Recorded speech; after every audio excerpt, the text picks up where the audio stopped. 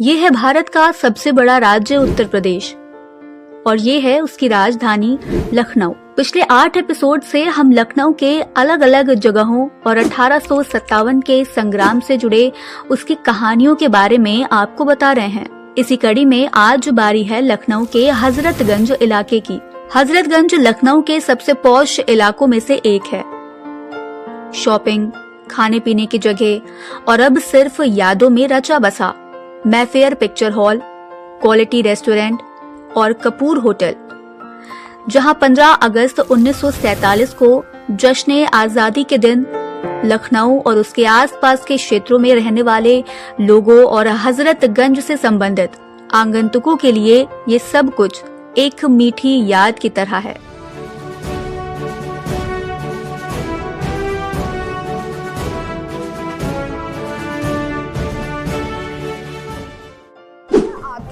कभी ये सवाल नहीं आया कि इस जगह का नाम हजरतगंज कैसे पड़ा?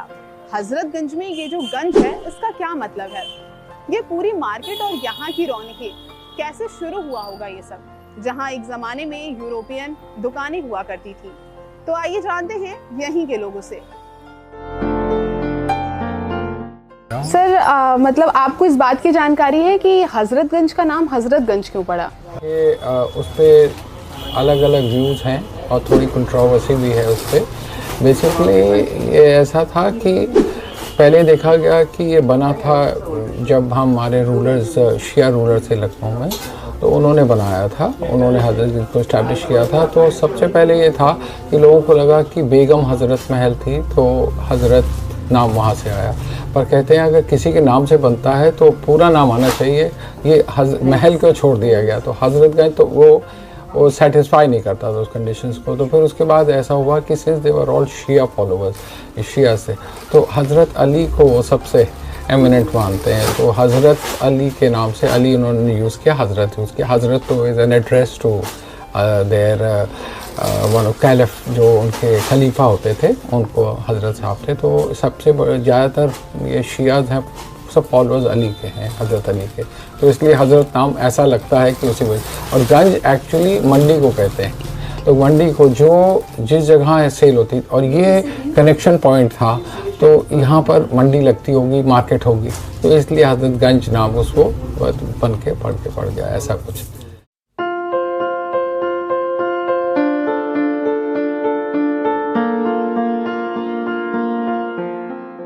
ये बड़ी दिलचस्प कहानी है।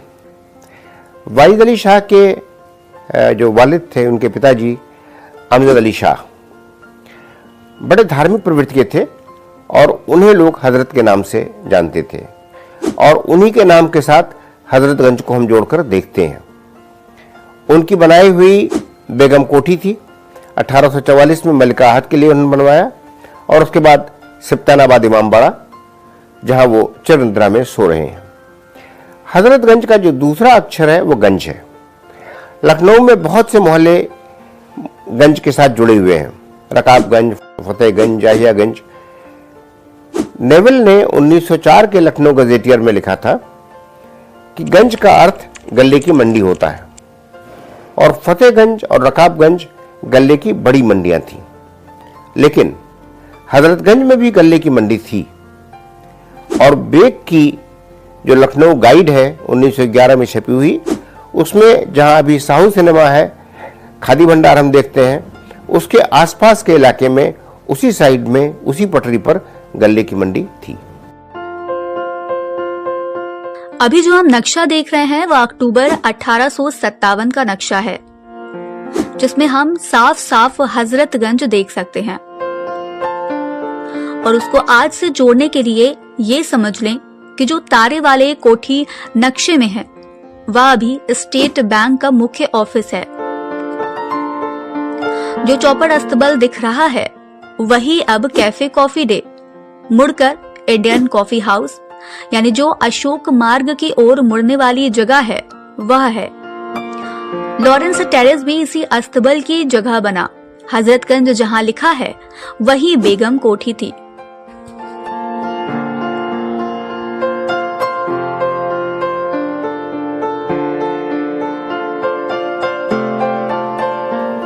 बेगम कोठी को अब हम लोग करीब करीब बिसरा चुके हैं, जबकि गंज को हमेशा हम बेगम कोठी से जोड़कर ही देखते हैं। 1844 में बनी यह कोठी असल में कोठी नहीं थी, बल्कि ढेर सारी कोठियां थी। मलिका आहत के लिए जो मुख्य रानी थी, वाइद अली शाह की जो माँ थी मलिका केशवर, उनके लिए यह कोठी बनी थी। यह भवन इंडो फ्रेंच स्टाइल का था, तिमंजिला भवन था, और इसी के नाम पर इसको हम लोग बेगम कोठी के नाम से जानते थे।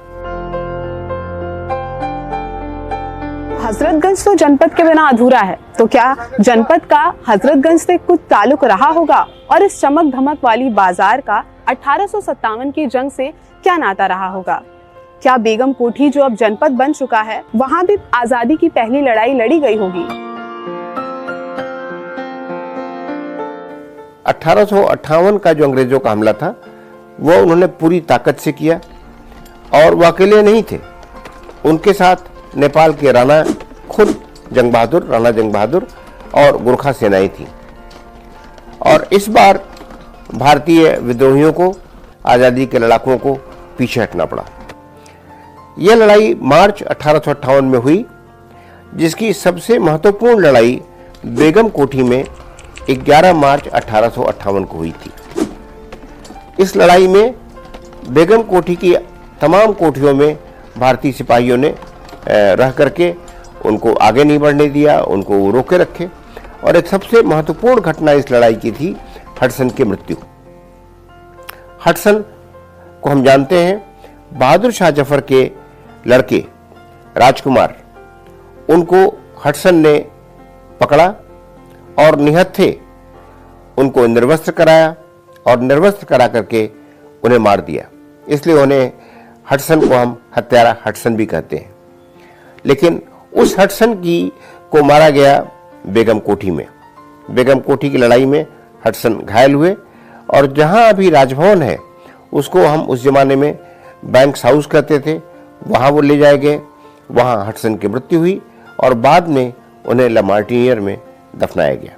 अंग्रेजों के कब्जे के बाद क्या हुआ बेगम कोठी का? कहां गई ये शानदार इमारत? बेगम कोठी अब नहीं रही।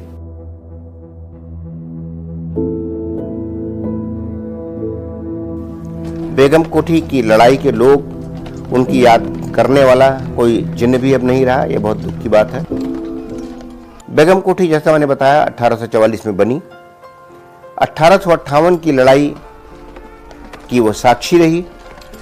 उसने सैकड़ों हजारों भारतीय सिपाहियों को आज़ादी के लिए लड़ते मरते देखा।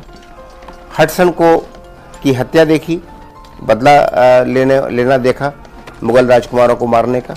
लेकिन जब अंग्रेजों ने कब्जा किया तो उस बेगम कोठी के बाहर एक पर्दे के लिए एक दीवार थी, उस दीवार को उन्होंने तोड़ दिया, और जो मुख्य बेगम कोठी थी वह जनरल पोस्ट ऑफिस में तब्दील हो गया। जो आज हम जनरल पोस्ट ऑफिस देखते हैं, जिसको हम जीपीओ के नाम से जानते हैं, वह 1930 के आसपास बना, और 1930 तक जनपद में जो बेगम कोठी थी वही जीपीओ या बड़ा डाकखाना था। उसके अलावा जितनी बिल्डिंगें थीं, जितनी कोठियां थीं, उनको किसी न किसी को दे दिया गया। उसी में से एक कोठी में अवध रोहिलखंड रेलवे का कार्यालय बना, जो अभी डीआरएम ऑफिस है।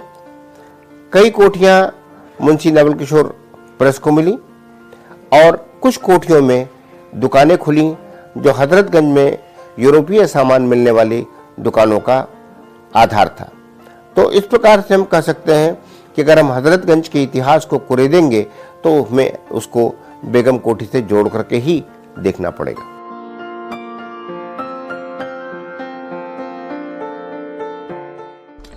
लखनऊ की आखिरी बड़ी लड़ाई अंग्रेजों के खिलाफ बेगम कोठी में ही हुई, जहां लखनऊ के लड़ाकुओं ने बहादुर शाह जफर के लड़कों के हत्यारे हडसन को मार कर बदला ले लिया, और वहां आज जनपथ मार्केट है। लेकिन ना तो कोई बेगम कोठी का निशान है, ना उस लड़ाई का कोई स्मृति चिन्ह। ना उन पर अमर शहीदों को याद दिलाने वाला कोई निशान।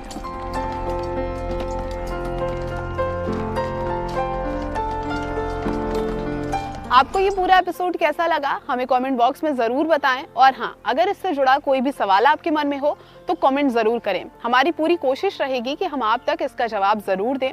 हम फिर हाजिर होंगे बागी अवध के इस सीरीज के नेक्स्ट एपिसोड के साथ, जो कि जुड़ा है लखनऊ के भयानक बर्बर लूट की घटना से। तब तक देखते रहिए और करते रहिए बातें यूपी की।